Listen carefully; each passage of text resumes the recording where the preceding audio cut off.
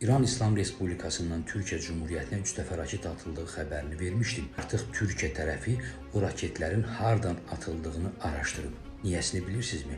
Çünki İran tərəfi hər 3 dəfə raket atılanda bildirmişdi ki, o raketləri İran atmayıb. İranın Xarici İşlər Nazirliyi rəsmi açıqlamaya qeyd eləmişdi ki, o raketləri İran atmayıb. İndi Türkiyə tərəfi o raketlərin İrandan atıldığını sübuta yetirib. Star nəşrinin yazdığına görə raketlərin birincisi Tehranın şimal-şərqindən atılıb və Türkiyədə Malatyanı hədəf alıbmış. Bilirsiniz ki, Türkiyənin Malatya vilayətində Kürəcik radar stansiyası var. İkinci raket Tehranın qərbindən atılıb. O da Malatyanı hədəf alıbmış.